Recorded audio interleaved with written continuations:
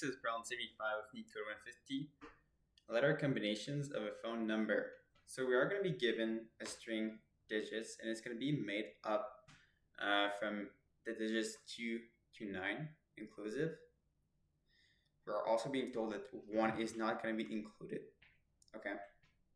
And we have to return all the possible letter combinations that digits could represent. So what do they mean by this is that we've probably all seen this before on the old phones. Every single number except the one has a string of characters that represents this letter. For example, 2 is going to be ABC, 3 is going to be DEF, G is going to be GHI, and on and on. So that's it. We are given 3 and 4. So we know that 3 it's DEF and 4 it's GHI. So the possible combinations are going to be basically if we go for every letter. So we take D and now we're going to combine D with G. We're going to combine D with H. We're going to combine D and I. So you see we have D, G, D, H, D, I.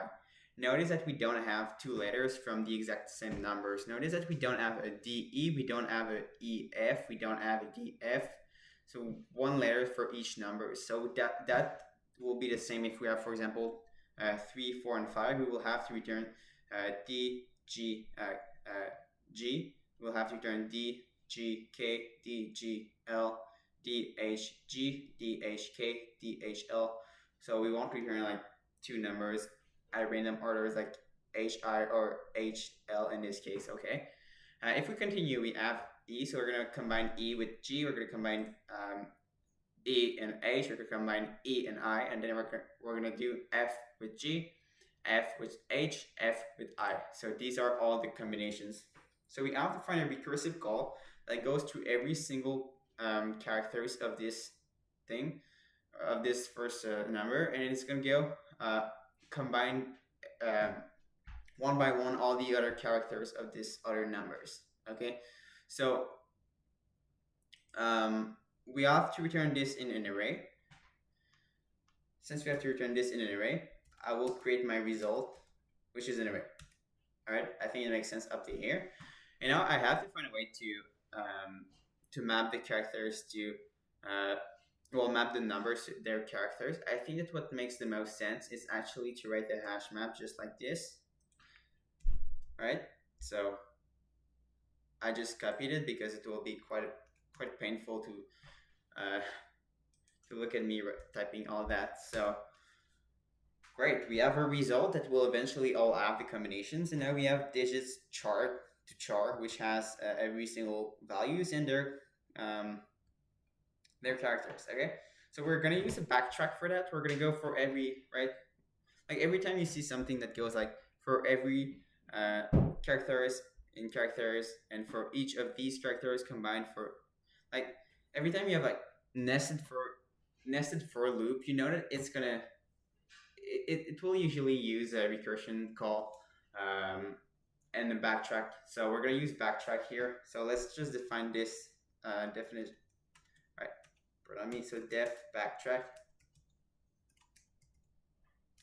Okay, and we don't know yet exactly what we want to put in this function, but we know that you want to call at the end this backtrack function. So like this, and we want to return the result, which is going to have all these possible combinations. All right, now let's just think of what we need. Okay, so we know that if we have a number, if we have like digits here, if what we're given is actually 3 and 4, we know that all our sub answers will have 2 characters. Okay, so what we want to keep track is like how many characters we added so far, and I will use this marker here. I can call it I. Okay, so let's call this I, which will keep track of how many characters we added so far.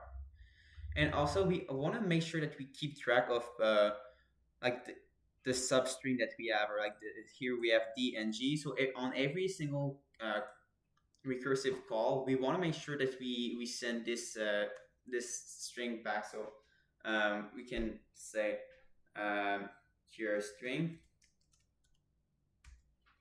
here str. Okay, and initially we're gonna set that to something empty. All right, and now we know we're starting at 0, and we know that the length of their digits basically um, is exactly what we're going to use to know if we are out of bound. So if we are out of bound if we are given the digits 4, 6, and 7, and we know that our I has a value of 3 because initially we have an I of 0, and then on every recursive call we increment this I by 1. So on the first call we add a letter, I is 0. On the second call we add a second letter, our I is 1. On the third call we add a third letter, so we have completed a subsequence or a substring, and our I is going to be equal to 2. And after this we call another backtrack, right? Because that's the algorithm. It just keep backtracking until it keeps calling its recursive call until it hits the return statement.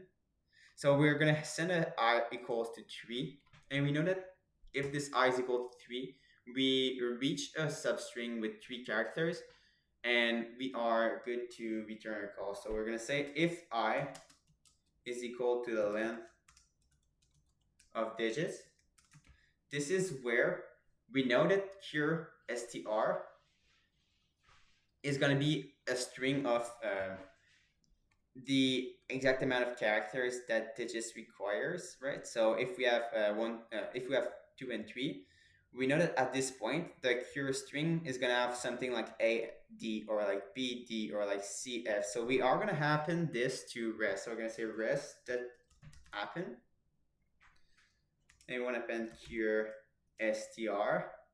All right, and then we return the statement. Okay, so that's the return call that we're doing here. And now we have to create the actual logic. So we know that we want to go take D, E, and F separately. So why don't we just say for each character in whatever the value is here. So let's say we're given 3 as the first number. We want to go for every single characters in 3. So we are going to do this exactly like that. We're going to say for C in, and now we're going to call our hash map names just like this. All right. And we know that we want to,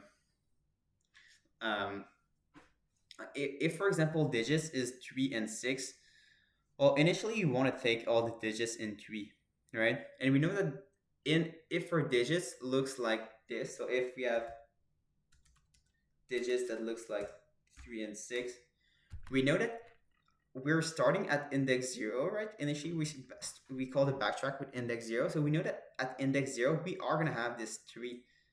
So this I is actually keeping track of the length of this substring that we have, and it's also helping us to find the exact value in the hash map. So if we call the hash map and we want to find the key where the digits is equal to the digits at the index I, so digits at the index I for the first call, it's going to be digits at index 0, and in digits at index 0 we have 3. So we're going to go for every characters in 3 here. So we're going to go for F, for D, for E, for F, and for each of these we want to do the same thing. So we want to go back to it, but this time we want to have an index of 1. So we're going to go take our 6 in the digits, and we're going to go append each characters to a character in 3. So we're going to go for M, for N, and for M, for N, and for O. And for each of these, we are going to add it to D, right? And we're going to append each to results. And then we go back to our initial call, and we go continue our for loop. So we're going to go see the second character. We're going to go see E. And for E, we're going to go see the second or the second digits. So we're gonna add E, M, E, N, E, O, and then we're done. So we're gonna go back to the first call. We're gonna go C, F, and then we're gonna go add F, M, F, N, and F, O. So here we are gonna say backtrack,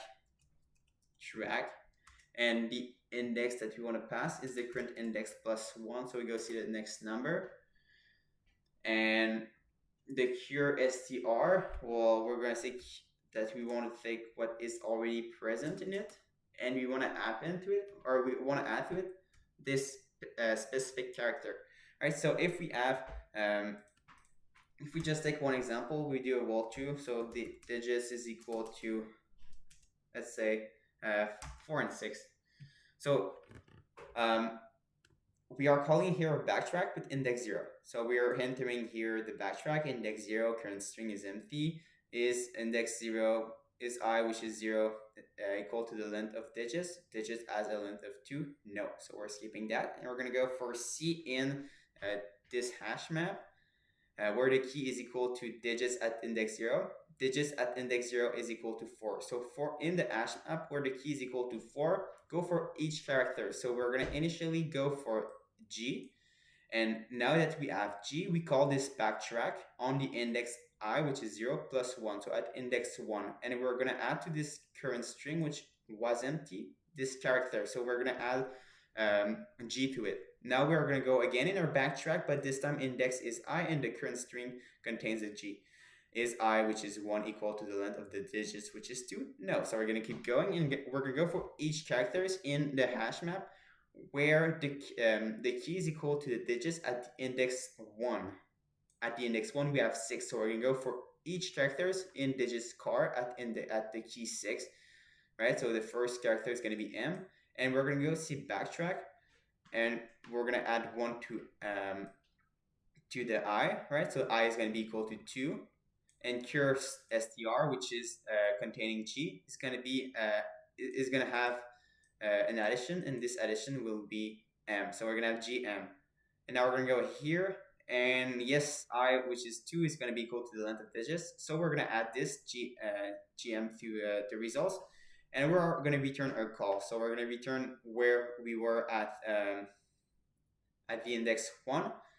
So we're going to have index 1, and we're going to have our cure string of only G.